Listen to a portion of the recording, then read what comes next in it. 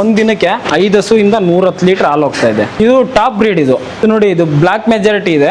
ಇದು ಸ್ವಲ್ಪ cross breed. ಇದು ಮೊದಲನೇ ಸೂಲು, ಅದು ಮೊದಲನೇ ಸೂಲು ಅಂತ ಇಟ್ಕೊಳ್ಳಿ. ಅದರಲ್ಲಿ ಮಿಲ್ಕ್ ಈಲ್ಡ್ ಬಂದಂಗೆ ಇದ್ರಲ್ಲಿ ಬರಲ್ಲ. 4-5ನೇ ಸೂಲ್ವರೆಗೂ ಮಿಲ್ಕ್ ಈಲ್ಡ್ ಹೋಗ್ತಾ ಇರ್ತದೆ. 5ನೇ ಸೂಲ್ಗೆ ಪೀಕ್ ಅಂತ ಇಟ್ಕೋಬಹುದು. ಈ ಹಸು 15 ದಿನ ಆಯ್ತು ತಗೊಬಂದು. ಅಲ್ಲಿ 6 ಲೀಟರ್ ಬರ್ತಾ ಇತ್ತು, ನನ್ನ ಹತ್ರ 8 ಲೀಟರ್ ಬಂತು.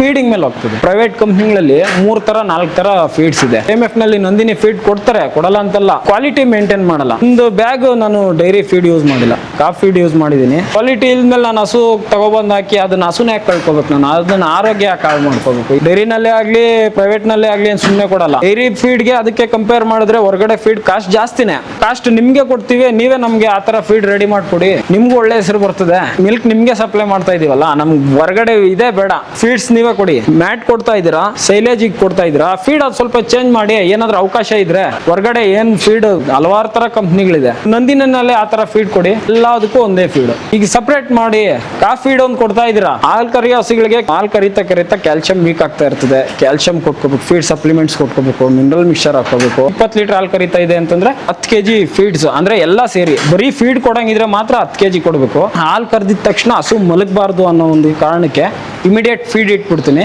ಬೆಳಗ್ಗೆ ಒಂದು ಟೈಮ್ ರಾಗಿ ಹುಲ್ಲು ಹಾಕ್ತೀನಿ, ಮತ್ತೆ ಸಂಜೆ ಹಸಿ ಮೇವು ಹಾಕ್ತೀನಿ.